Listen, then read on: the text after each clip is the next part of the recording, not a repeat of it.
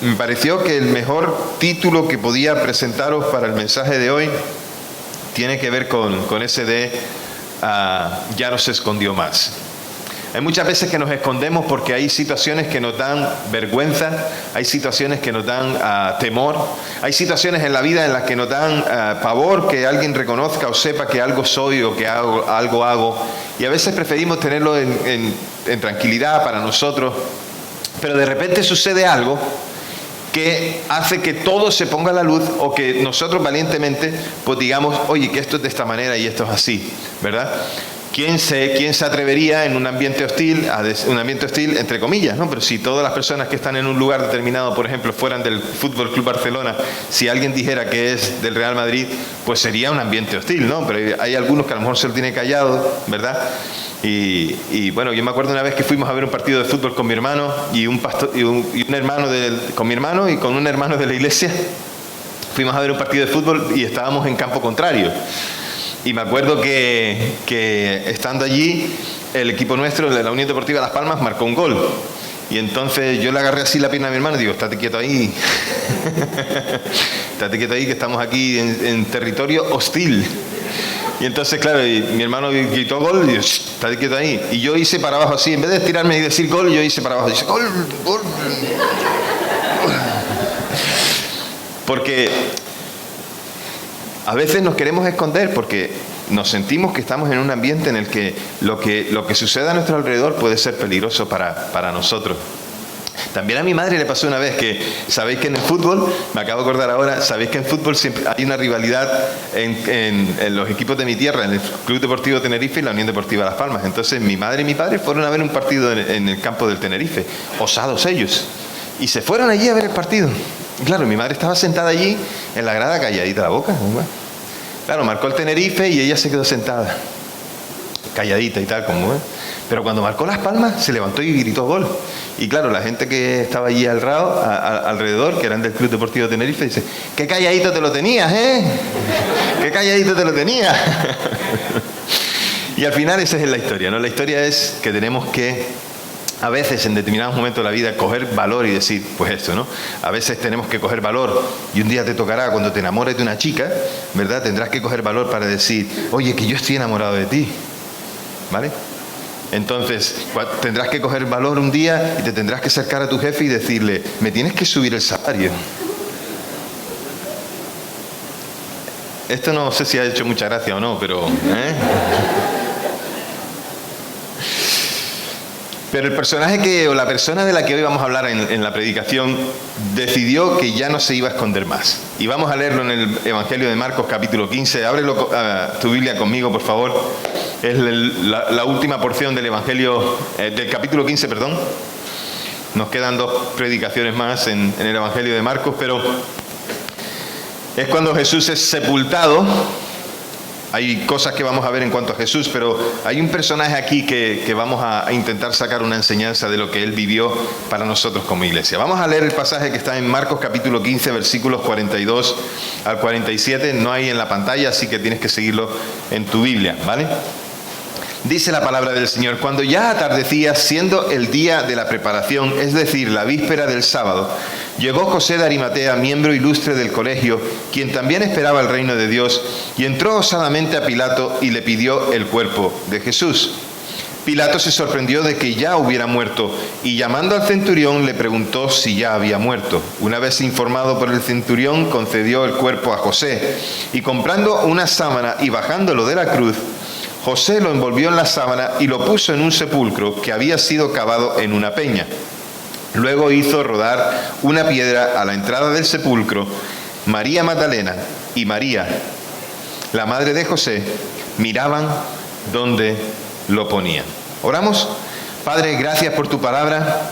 Señor, tráenos hoy la enseñanza que necesitamos en nuestras vidas, pero también la exhortación, el consuelo, el estímulo, Señor, el reto, la valentía.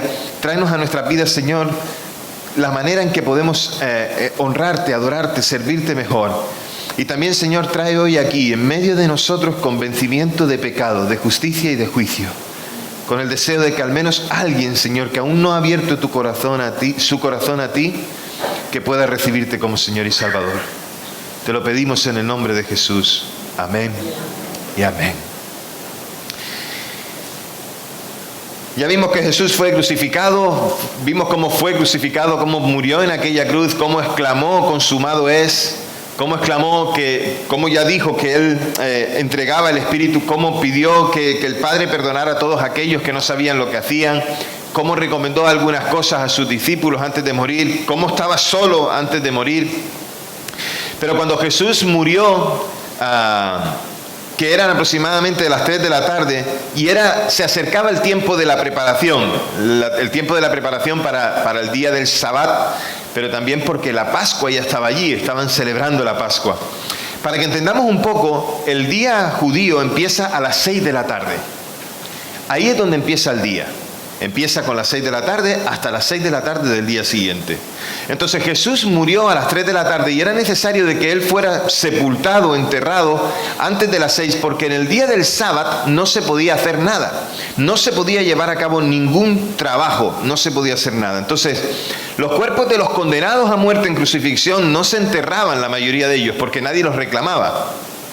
Entonces se bajaban de la cruz, se dejaban a merced allí cerca de donde se colgaban. Había un campo de esqueletos, posiblemente el nombre de Gólgota, de aquel lugar que es campo de la calavera, tenía que ver con la cantidad de muertos que habían quedado ahí. Y los animales carroñeros, ¿vale?, los buitres y otros parecidos, se encargaban de los cuerpos allí para tener su sustento. ¿Os podéis imaginar? Ese es el escenario donde Jesús está. Ese es el escenario donde cuando Jesús muere, donde podía haber quedado. Por eso había que darse prisa en que Jesús fuera sepultado. Evidentemente todo lo que hemos leído en el pasaje tiene el sentido de que Dios lo tenía todo preparado, sin duda. El Padre no iba a consentir que el Hijo quedara allí expuesto a la merced de cualquiera, porque aquel que estaba muriendo, aquel que acababa de morir, iba a resucitar con ese mismo cuerpo. Así que Jesús debía ser enterrado para no quedar allí. Y la misma Torá, la palabra de Dios, en Deuteronomio 21, 22 y 23 dice: si alguno hubiera cometido algún crimen digno de muerte y le hacéis morir y lo colgareis de un madero, sin falta lo enterrarás el mismo día, porque maldito por Dios es el colgado, y no contaminarás tu tierra que el Señor tu Dios te da por tu heredad. O sea, la palabra ya decía que desde que se colgaba a un reo y moría, enseguida tenía que ser quitado de allí. Así que aquí es donde aparece esta persona, que es José de Arimatea. José de Arimatea era de una región al norte, que por eso era José de Arimatea, al norte de Jerusalén. José no se había atrevido jamás a darse a conocer, a identificarse como discípulo de Jesús, mientras Jesús hizo su ministerio público en medio de la gente, ¿no?, cuando estaba entre los hombres. Sin embargo, ahora, después de que Jesús ha muerto y donde ha visto la crucifixión, tiene el valor de presentarse delante de Pilato para reclamar el cadáver del Maestro. Marcos sigue poniendo nombres a aquellos testigos de aquel momento de la crucifixión, porque lo que quería Marcos al poner estos nombres de estos testigos era darle credibilidad a lo que él estaba contando en el relato. Marcos estaba contando los acontecimientos, posiblemente Marcos vio algunas cosas, posiblemente Marcos participó de algunas cosas, pero es cierto que todos estos datos es como para corroborar que aquello que sucedió en verdad. Y por eso tenemos el libro de Marcos, el Evangelio de Marcos, y tenemos todos los libros de las Escrituras, porque ellos nos dan testimonio de que esto es veraz. Así que Marcos lo cuenta, lo dice, y José, en el versículo 42 y 43, nos dice que era un miembro del concilio. Era un equivalente a ser un senador romano, pero claro, en el contexto judío, lo que equivalía era que era alguien del Sanedrín. Posiblemente un fariseo, un saduceo, alguien que era parte de aquel concilio. Pudo haber ocultado que creía a Jesús, fíjense, no solamente que creía en Jesús, creía a Jesús. Y esto es interesante porque, fíjate, para que sepas o para que puedas entender, en la Escritura leemos que dice que Abraham creyó a Dios y le fue contado por justicia. No dice que creyó en Dios, y aquí la preposición es importante. Porque no es lo mismo creer en que creer a. Cuando dice creer a, es lo que te dice que va a hacer, aún sin saber si lo va a hacer, porque todavía no lo ha hecho, o porque no lo has visto. Después dice Hebreos también, que ¿en qué consiste la fe? La fe es la certeza de lo que no se ve, la convicción de lo que se espera. Lo he dicho al revés, ¿verdad? La convicción de lo que se espera. No. Bueno, léelo, está en tu Biblia. Yo me he lenguado la traba. La fe es la convicción. Bueno, lo leéis.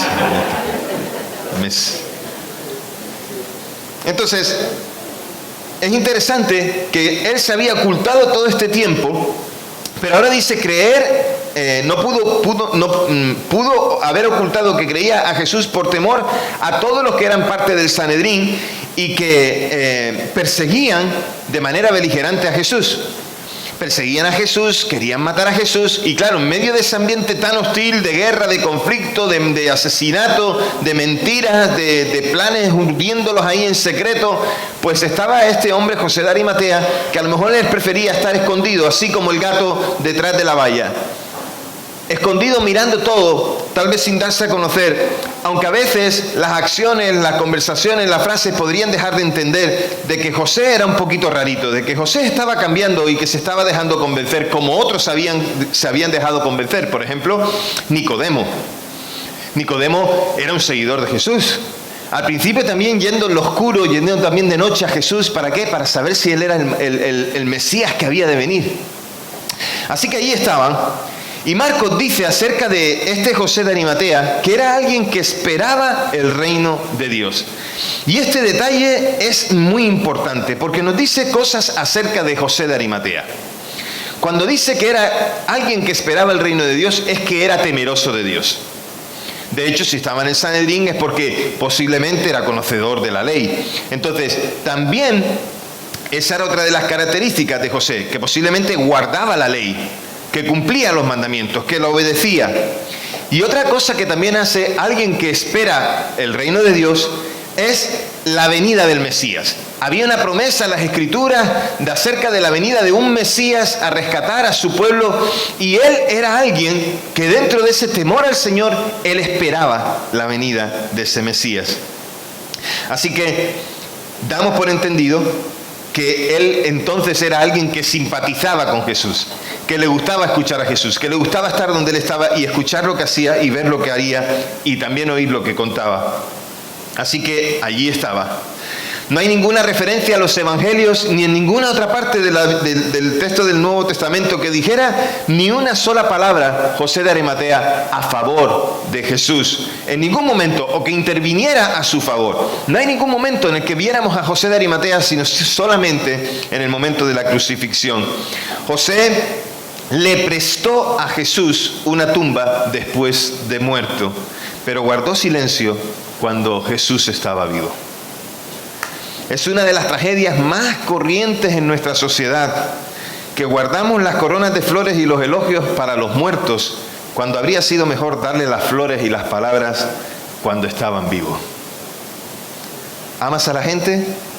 Dile las cosas buenas que piensas acerca de ellos y lo que sientes acerca de ellos ahora, cuando las pueden escuchar, cuando las pueden disfrutar. ¿Amas a alguien? Regálale flores. No tienes que esperar al día de su muerte. Es muy bonito, está muy bien, es un símbolo, pero hay otras culturas en las que no se ponen flores. Los judíos ponen piedras, tierra, porque polvo fuiste y al polvo volverás. Es curioso, en cada cultura se hace de una manera diferente. Pero lo que quiso hacer, lo que no estuvo dispuesto a hacer José de Arimatea cuando Jesús estaba vivo, lo hace ahora cuando ha muerto. Pero lo hizo en la convicción de que ese era el papel que tenía que llevar a cabo, porque así también Dios lo preparó.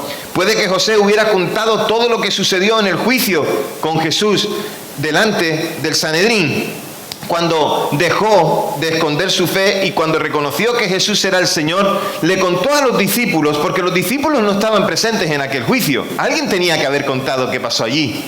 Evidentemente no fueron los discípulos, alguien que pertenecía al Sanedrín, alguien que contó lo que pasó allí. Y es interesante que todos los evangelistas, los 4, Mateo, Marcos, Lucas, Juan, mencionan a este José de Arimatea y su sepultura. Es interesante. José fue testigo de la crucifixión. La cruz lo conmovió aún más que la vida de Jesús.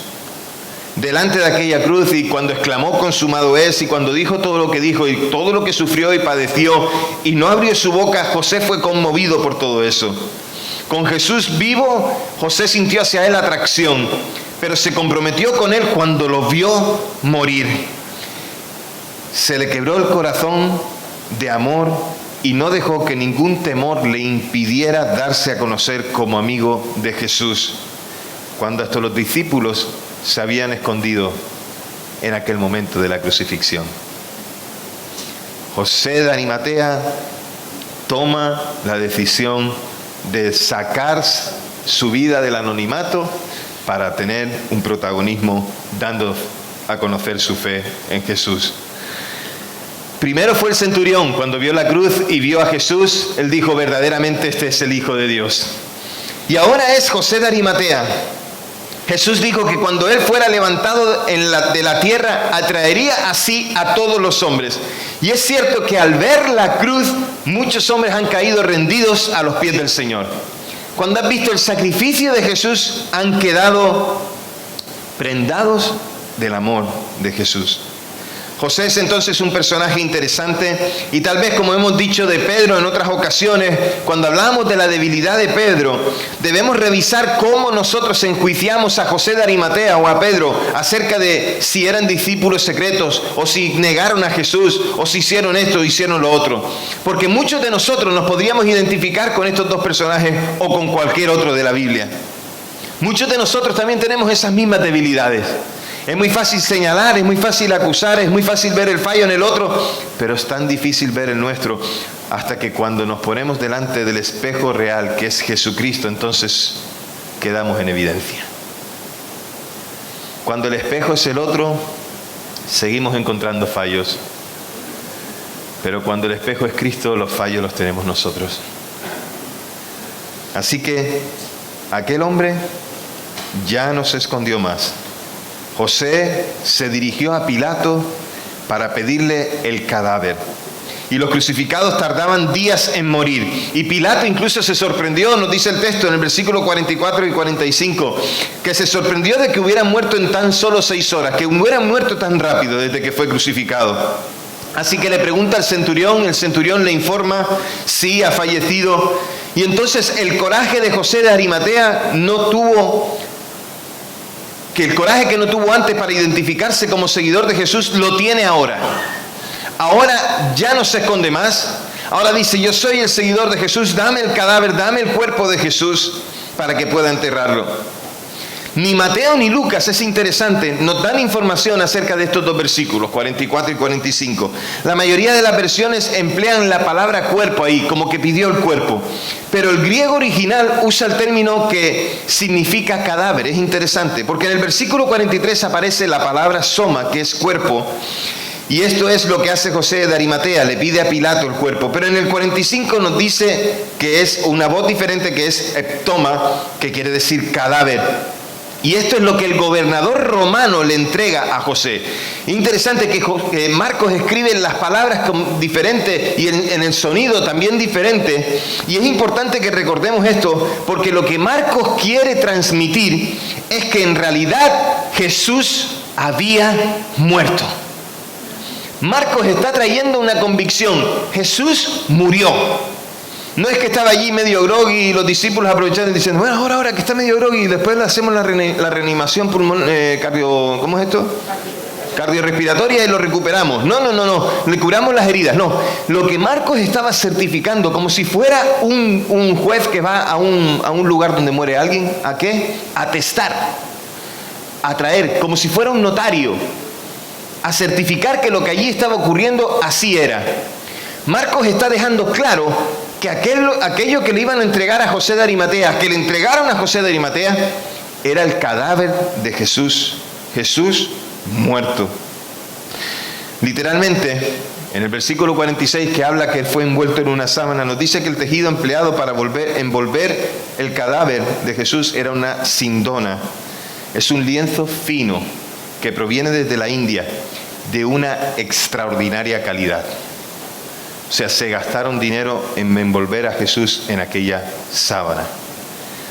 Mateo nos dice que la tumba le pertenecía a José de Arimatea. Y por Lucas y Juan sabemos que nunca había sido usada. Era una tumba donde nunca habían puesto a un cadáver. Tengamos presente que por el relato de Juan sabemos que José de Arimatea no lo hizo solo. Fue ayudado por otro fariseo, por Nicodemo. Otro más que sale del anonimato. Otro más que ya no se esconde más y que se da a conocer.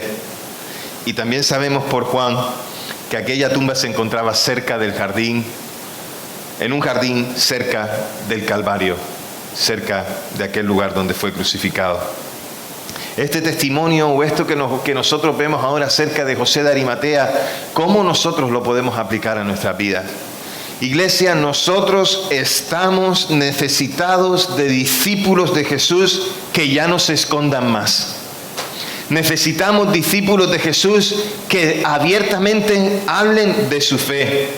El Señor está buscando entre su iglesia, escucha bien, porque esto tiene que ver con nosotros, los que estamos hoy aquí. El Señor está buscando entre su iglesia a seguidores fieles que sean valientes para darse a conocer como hijos de Dios y ser portadores de las buenas nuevas.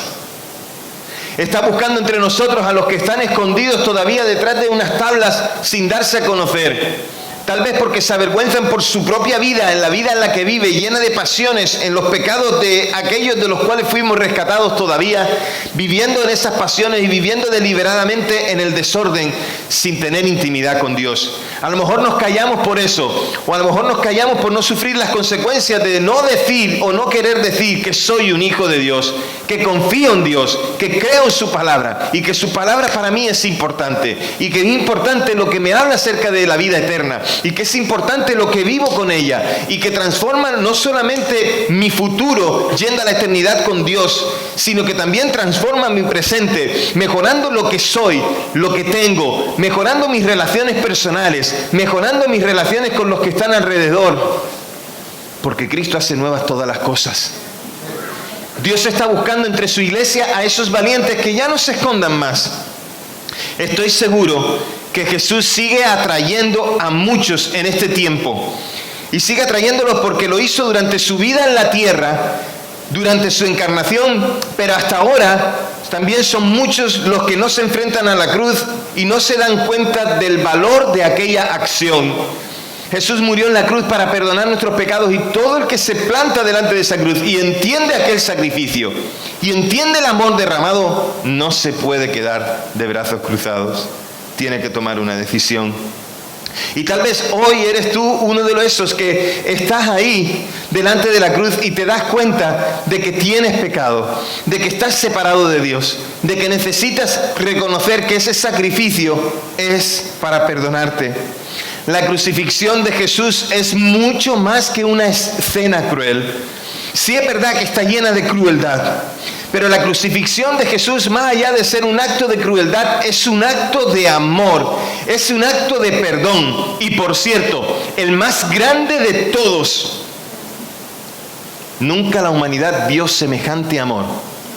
Nunca la humanidad verá semejante amor como el que nos mostró Jesús en la cruz. Es una lástima que estamos llegando a una época del año en la que muchos se quedan con las representaciones, pero no se quedan con el mensaje. Muchos son los que van detrás de las procesiones, y muchos son de los que van detrás de la idolatría, adorando a esas imágenes, recordando aquellas cosas y sintiendo una pasión que cuando uno lo mira dice, ¡qué barbaridad! Son muchos los que siguen pensando en que solamente les conmueve aquello que ven, como si se tratara de una película. ¿Cuántos de nosotros hemos llorado con una película? Por una situación, por algo que sucedió. Yo ya no lloro con las películas. ¿Saben por qué? Porque mi mujer se reía de mí. Entonces yo, cuando ya voy a llorar porque veo una acción en una película que me conmueve, me trago las lágrimas, como los niños. Como se reía siempre de mí, pues digo, ya no, esta no se ríe más de mí. Pero ¿cuántas veces nos hemos conmovido con una película? Jesús, tú no veas, tú desde que empiezas, cuando salen las letras y el título de la película estás llorando, seguro.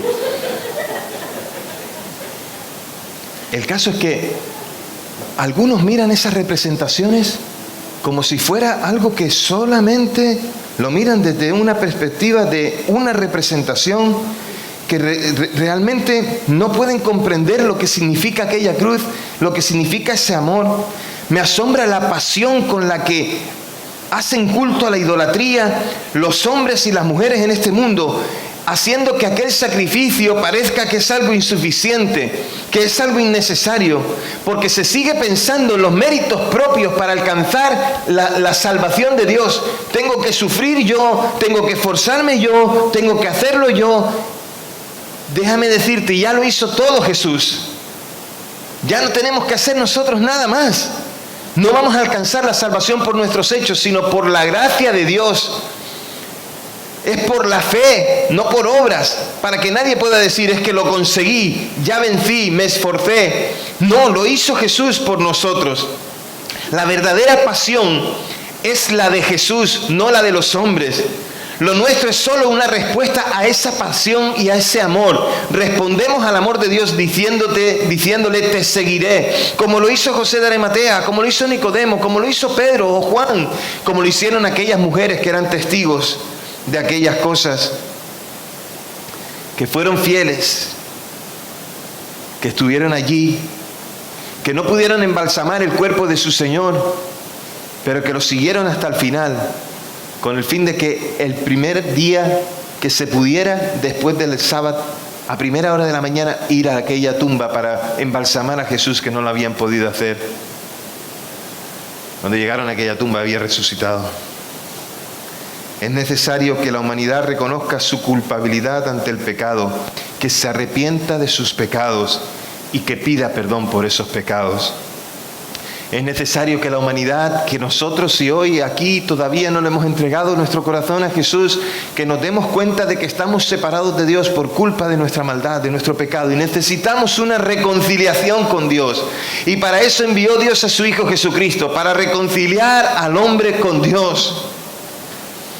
Entonces, cuando hagamos tal cosa, podremos decir que somos un seguidor de Jesús tal y como Él lo espera. Pero ¿qué espera Jesús de un seguidor suyo entonces? Se necesita que los que siguen a Jesús sean de una determinada forma. Escucha bien. Se necesita que los que sigan a Jesús sean temerosos de Dios. Y ese es el primer paso.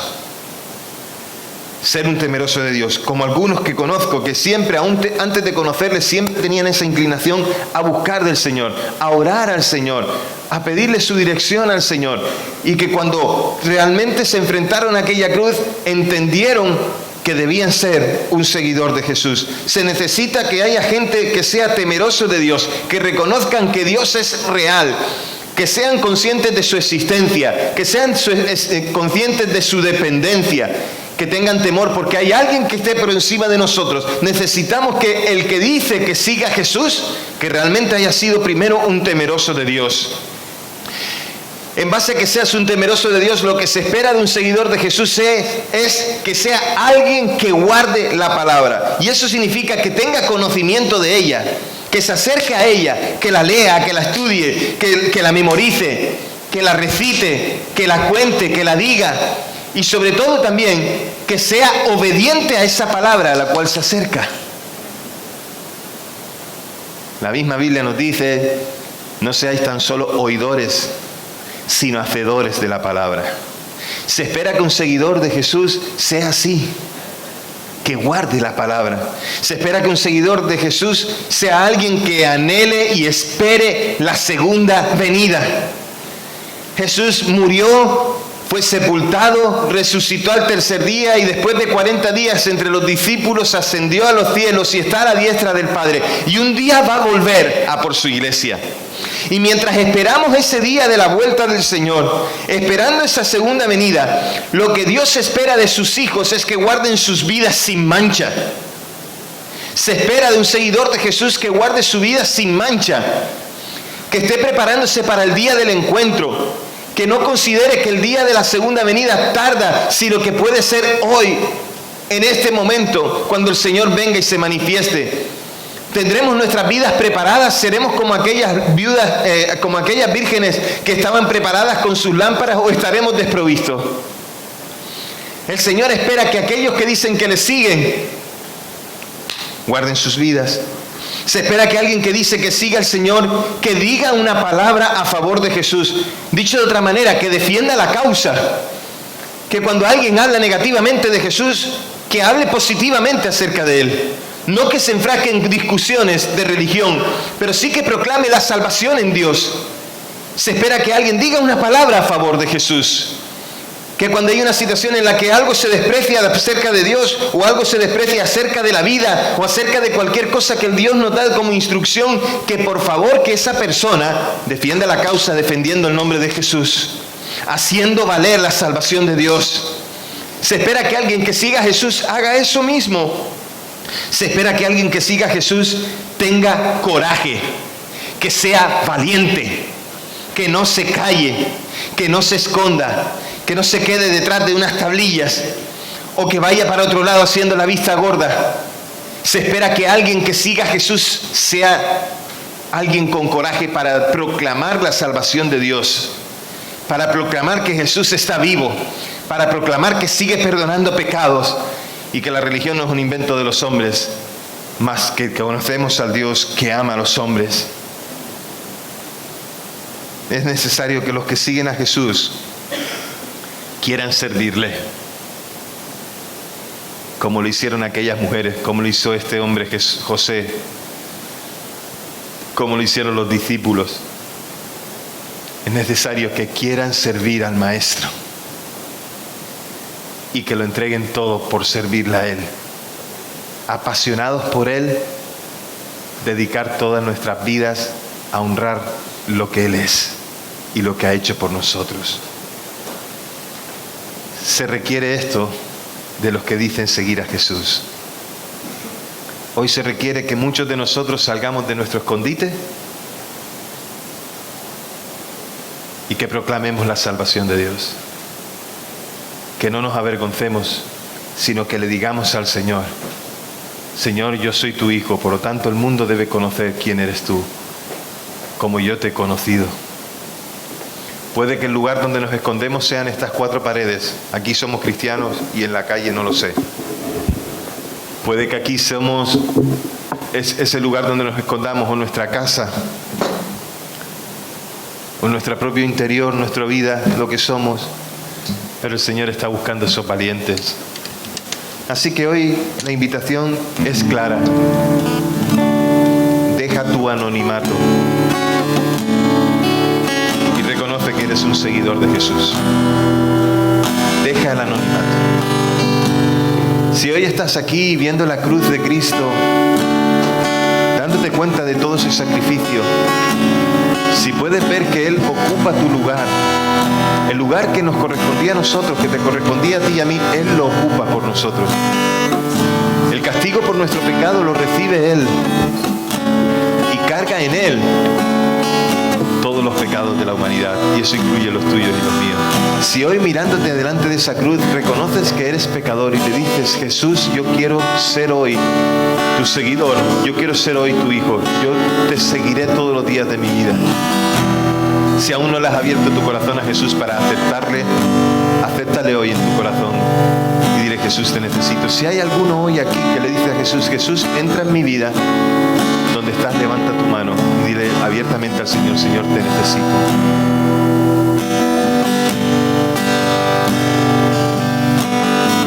Y ahora te hablo a ti, iglesia. Si hoy te das cuenta de que por la razón que sea te has escondido y no quieres seguir escondiéndote, no lo hagas en las fuerzas propias, sino identificándote con la cruz de Cristo, con su sacrificio, con su amor. Ahí donde estás, di: Señor, no me quiero esconder más.